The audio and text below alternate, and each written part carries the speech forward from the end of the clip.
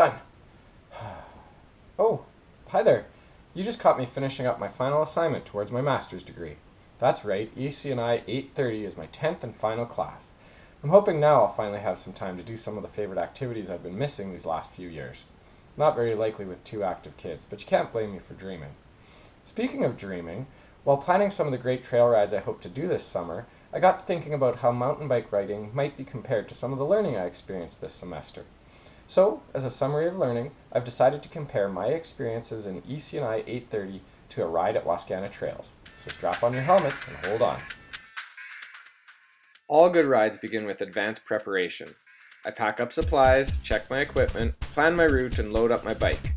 In preparing for EC&I 830, I found myself checking the Google Plus class community frequently for updates, setting up the Zoom account, and adding some links and apps to my phone.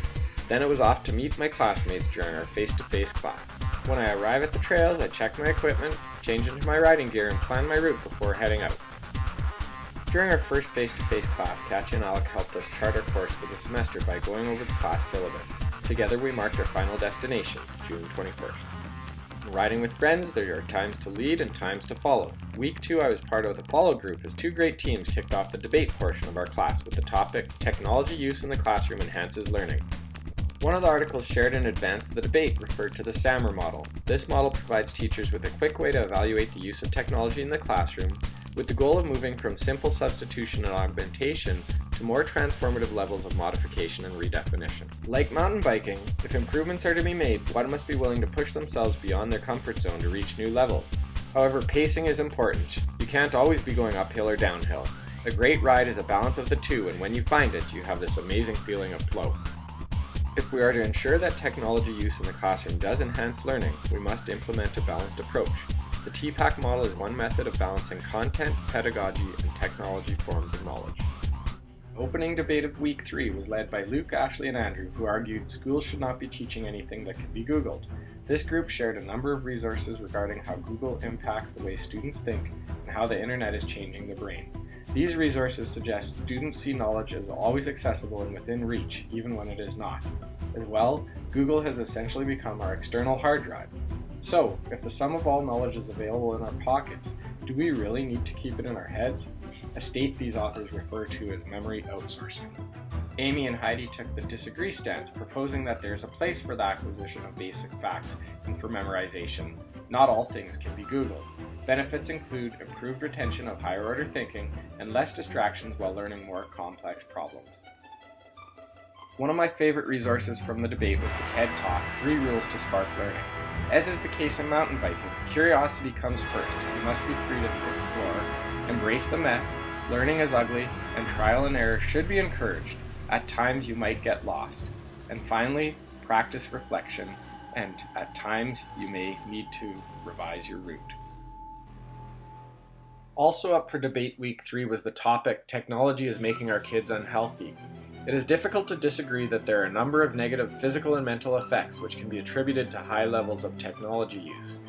The disagree side of the debate provided a number of great examples identifying ways technology could enhance our personal well-being. Personally, I use a number of fitness tracking apps and devices, some of them for mountain biking, and I find the data I receive from these devices to be informative and motivating. As a phys ed teacher, this made me consider if there is a place for wearable tech in schools, and after reading about some examples, I believe yes, wearable devices such as the Adidas Zone will be something we will most definitely see introduced in the very near future. Week 4, the class discussed the topic, Openness and Sharing in Schools is Unfair to Our Kids, with both sides offering compelling arguments. The agree side cautioned that teachers need to be careful about privacy concerns when dealing with social media in the classroom. The group likened digital footprints to digital tattoos and suggested that there is a lack of anonymity and a real sense of permanence which our students are exposed to, sometimes unwillingly and often at a very early age. The disagree side argued that the current reality is that we live in a sharing era, and that as teachers it's our moral imperative to model and teach positive digital citizenship to our students. In their closing statements, the group compared the components of a house to a safe sharing environment in schools and urged educators to provide students with opportunities to develop their digital identities. However, the fact remains that in our digital world, the footprints we leave are less like those in sand and more like those frozen in concrete. The follow-up class discussion revolved around who owns teacher work and the professional and ethical considerations of sites such as Teachers Pay Teachers. The vocal majority contended that teachers should maintain ownership over content they had personally created, and though it does not always exist, the teaching community should cultivate a sharing culture. Mountain biking culture is very much about sharing. Riders create and maintain trail routes for use by other riders and share this knowledge through maps, trail reviews, riding tips, and word of mouth. Fortunately for me, most of my experience in education has been this way as well. The opening debate week 5 centered around the topic Technology Creates Equity in Society. Improvements in mountain bike technology have been massive over the past 30 years. Generally, pros are given access to the newest and best innovations first. Some of these technical advances eventually trickle down to the mainstream marketplace. However, it's the pros who are most able to effectively take advantage of these technical advances. I find this comparable to the digital Matthew effect referred to by Audrey Waters in her blog post, EdTech's Inequalities. Audrey suggests new technologies extend the advantages of the already advantaged.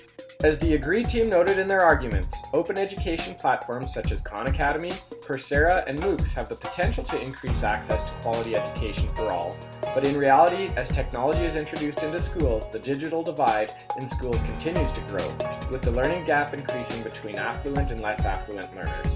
Unfortunately, equality with technology does not always translate into equity. The second debate week 5 revolved around the topic Social Media is Ruining Childhood.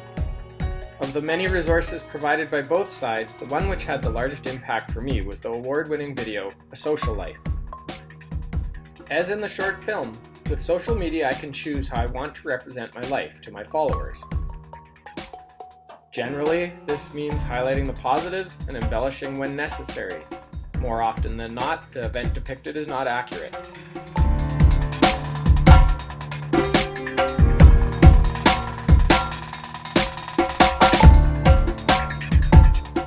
Even more disturbing is the fact that for some social media users, their personal enjoyment of the event hinges on the number of likes they receive from their followers. As is the case with a real bike ride, the video reminded me that although social media has many potential positive benefits, there is no number of virtual likes or followers which can replace a real-life friend. Out on the trail, you tend to notice two types of riders, those dressed in brand name gear riding $10,000 superbikes, and riders in shorts and a t-shirt riding a 10-year-old bike. My 9-year-old son reminded me that it is not the expensive bike or the latest gear that makes a ride fun. There is sheer joy to be had in just getting out to ride. YOLO! Week 6, the class explored the idea that education has sold its soul to corporate interests.